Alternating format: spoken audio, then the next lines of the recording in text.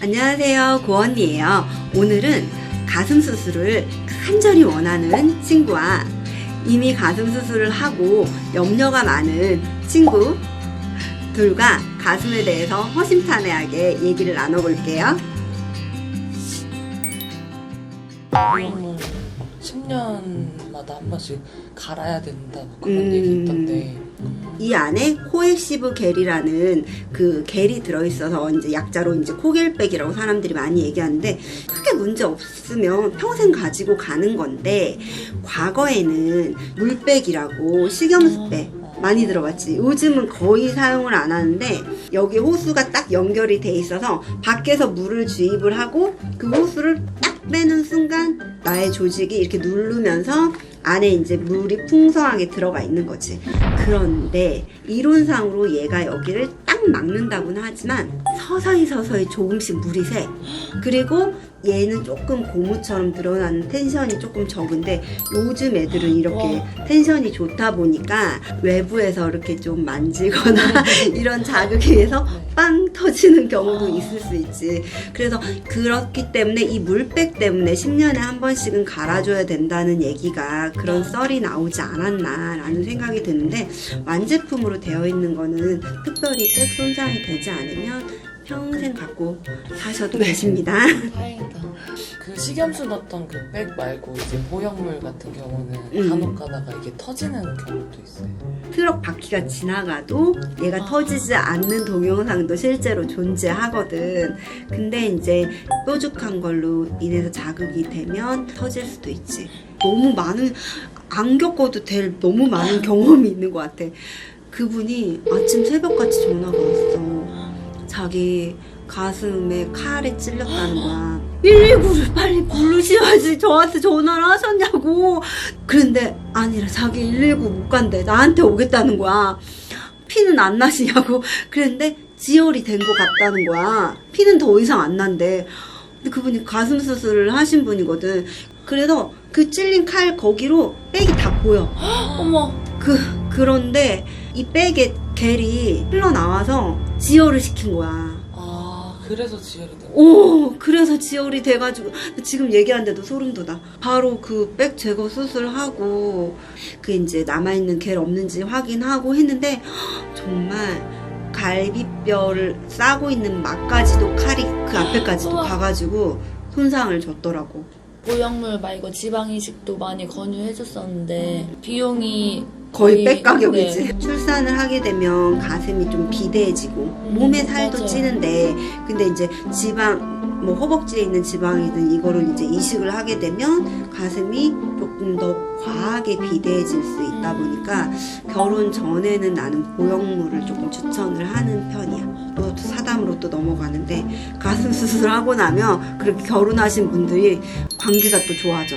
그럼 2달 검진 이제 안 오는 거야. 그래갖고 고객님 좀 가슴도 궁금하고 어떠신지 연락드렸어요. 이제 했더니 자기 지금 임신을 해가지고 검진을 못 간다는 거지.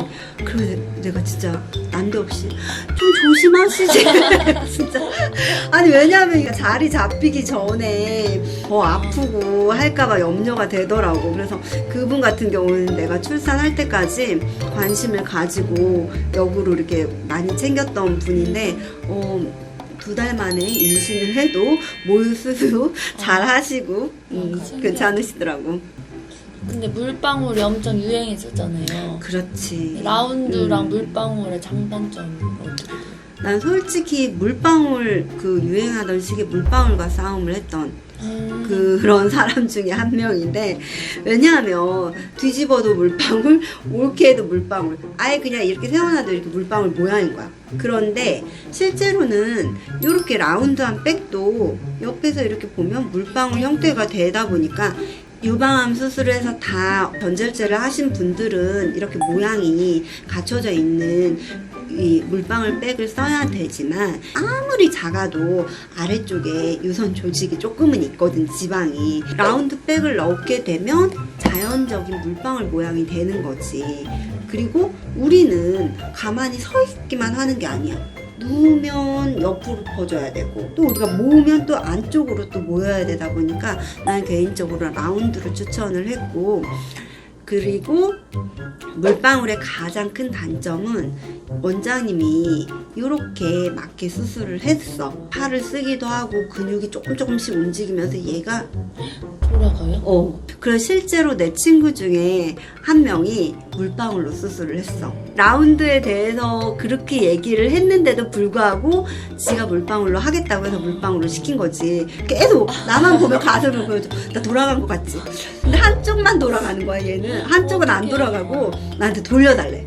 그러면 진짜 빨리 화장실 가. 그래갖고 화장실에서 이렇게 만져서 돌려주는데 걔는 그래, 내가 만져주면 가장 잘 돌아간다고. 그래서 나는 솔직하게 얘기해서 꼭 필요한 사람만 물방울 백을 써야 된다라고 생각하는 사람 중에 하나야. 백을 먼저 보여주면 얘가 이렇게 맨들맨들한 백, 이거를 스무스 백이라고 하고, 이렇게 표면이 거친 백을 텍스처 백이라고 하는데 이 중간에 새롭게 나온 게 마이크로 텍스처야.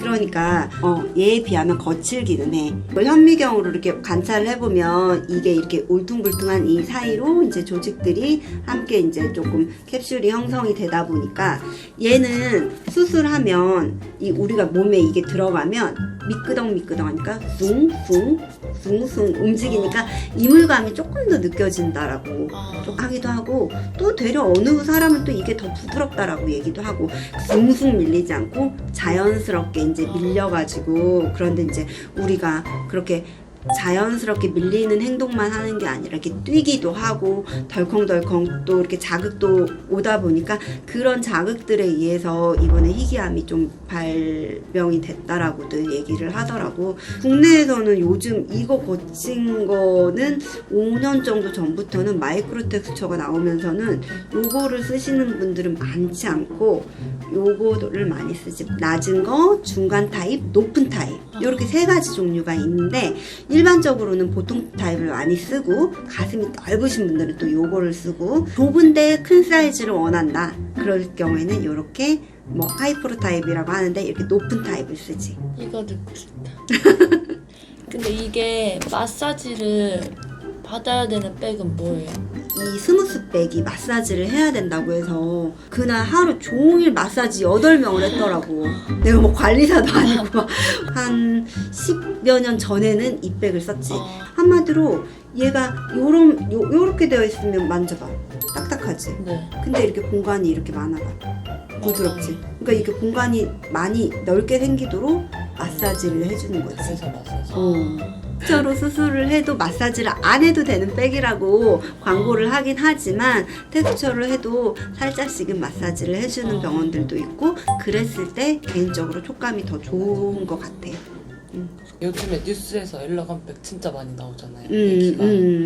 그거는 엘러건백은 아예 재수술을 꼭 해야 되는 거예요. 그러니까 그것 때문에 지금 의사들 사이에서도 굉장히 재수술을 해야 된다 말아야 된다 이제 얘기들이 많이 가고 있는데, 스무스는 이번 사태에 해당 사항이 없고, 이 많이 거친 이 텍스처가 그 희귀암을 유발한다고 문제가 되어서 이거를 수술을 해야 되냐 안 해야 되냐 이제. 그런데 여기 마이크로 텍스처는 크게 암을 유발하지 않다 보니까 요거는 해당 사항이 없다라고 해. 일반 텍스처는 이미 이제 한국에서는 사용 금지. 근데 마이크로 텍스처는 금지 품목이 아니고, 그러니까 많이들 재수술을 하시는 분들이 마이크로 텍스처나 이 스무스 타입으로 교체를 하는 거지. 엘러간사의 희귀암 같은 경우에는 꾸준하게 본인이 조직이 안 생겼는지만 체크를 하면 굳이 제거를 하지 않아도 되는데, 암에 걸릴 확률이 굉장히 극소수라고 하는데 극소수가 나에게도 생길 수도 있는 거고, 본인 입장이면 또 그럴 수가 있잖아. 내가 그래서 카페를 찾아봤거든. 이분은 유방암에 걸려서 절제 수술을 하신 분이지. 근데 걱정이 돼서 전화를 해봤더니 목백을 썼다는 거지. 딱. 또 암에 약간 본인이 취약할 수 있다 보니까 그냥 제거 수술을 했다라고 카페에 올리셨더라고. 이분은 그냥 불안파야.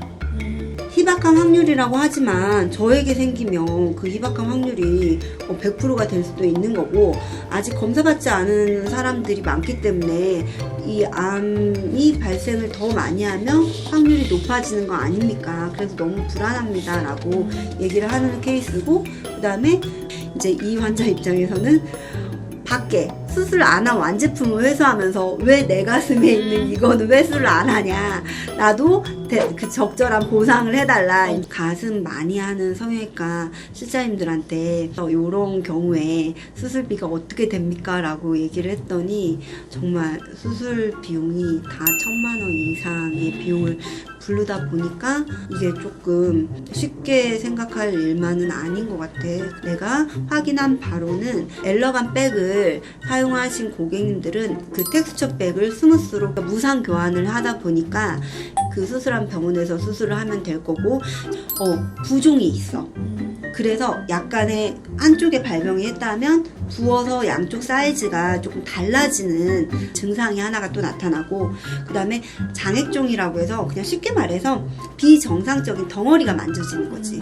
그리고 피부 발진, 통증이 있다는 거, 이런 증상이 나타나면 얼른 병원에 가서 이제 검진을 해보고 초기에는 다 깨끗하게 제거가 된다라고 하니까 그나마 조금 다행인 것과, 가슴 초음파 검진만으로도 그 백이 손상된 것도 체크가 가능하고, 그 다음에 구형구추, 그리고 뭐 리플링이나 위치 이동한 거, 얘가 이렇게 돌아갔다든지 이런 이동도 초음파로 가능해. 그리고 이런 그 희귀암 발병도 초음파로 다 가능하다 보니까 불안하다고 해서 바로 또 백을 교체를 선택을 하는 것도 또 전신 마취를 하고 또 수술을 해야 되면 또 몸에 무리도 가다 보니까 그냥 나의 결론은 그냥 감정적으로 수술을 선택을 하는 것보다는 꾸준한 검진을 통해서 내 몸을 내가 관리를 하는 게 좋지 않을까라는 결론입니다. 여기까지 가슴에 대한 상담 영상을 찍어봤는데요. 오늘도 도움 되셨다면 아시죠? 좋아요, 구독은 사랑입니다.